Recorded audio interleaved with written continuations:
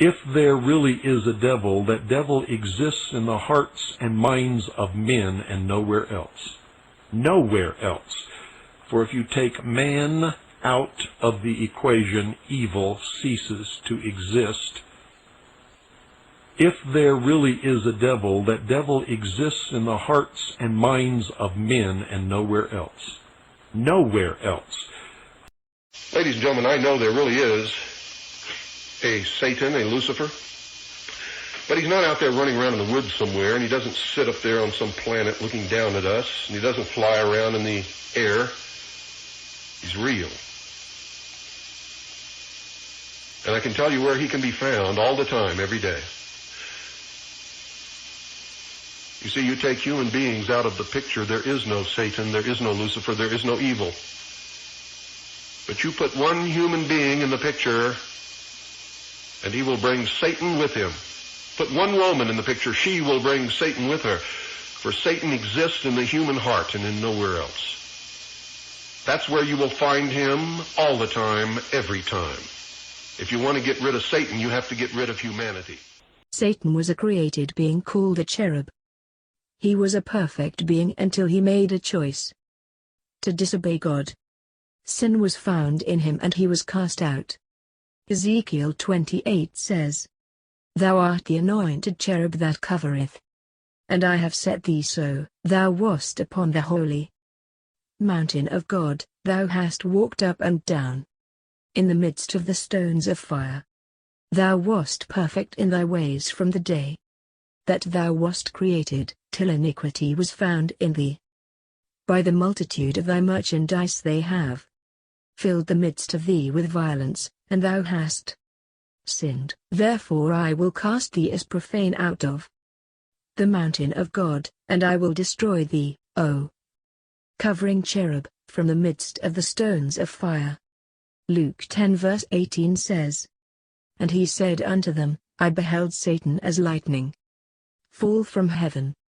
And Revelation 12 verses 7 through 12 says this, "And there was war in heaven, Michael and his angels fought against the dragon, and the dragon fought and his angels, and prevailed not, neither was their place found any more in heaven. And the great dragon was cast out, that old serpent, called the devil, and Satan, which deceiveth the whole world. He was cast out into the earth, and his angels were cast out with him. And I heard a loud voice saying in heaven, Now is come salvation, and strength, and the kingdom of our God, and the power of his Christ, for the accuser of our brethren is cast down, which accused them before our God day and night. And they overcame him by the blood of the Lamb, and by the word of their testimony, and they loved not their lives unto the death. Therefore rejoice, ye heavens, and ye that dwell in them. Woe to the inhabitants of the earth and of the sea! For the devil is come down unto you, having great wrath, because he knoweth that he hath but a short time. That is who the devil is.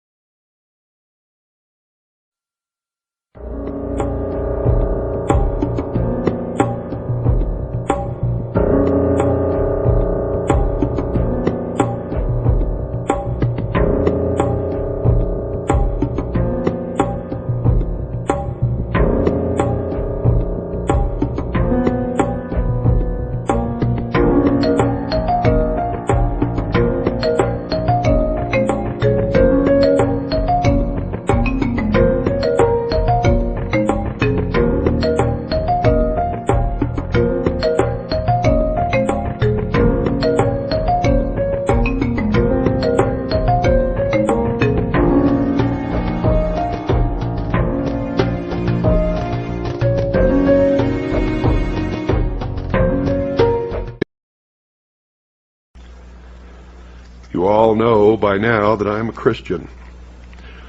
But I'm not a Christian in the sense that I follow the dogma of any church or the preachings of any preacher or necessarily word for word the Bible.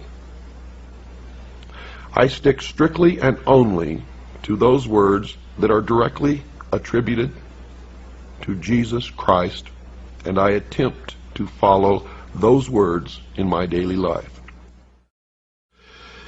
Because in my search and my ultimate illumination, and yes, I have become, to a degree, illumined or illuminated. I have discovered that I am more illuminated than most of those who have gone through the process of initiation in the mystery schools and believe that they know more than I do. And it's not true. I have surpassed them by so far,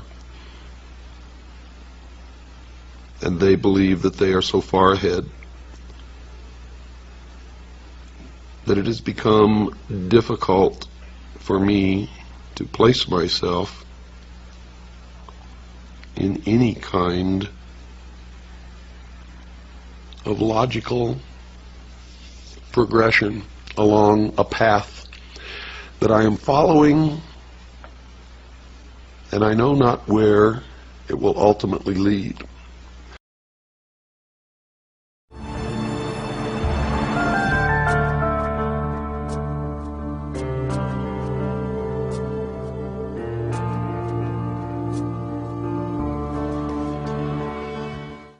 See, as has been remarked, Paul shows no sign. Listen to me carefully. This is absolutely the truth. Paul shows no sign of ever having heard of the gospel story of the life of Jesus and his crucifixion. Don't believe it? Get out your Bible and read every single thing that Paul ever wrote. All of it. Now this is incredible. But it's true. Paul shows no sign whatsoever of ever having heard of the gospel story of the life of Jesus and his crucifixion.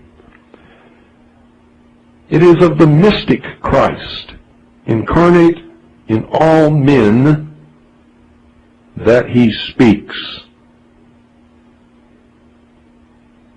That's what he's talking about. And it only becomes evident when you've studied the mysteries and realize that Paul himself had to have been an initiate.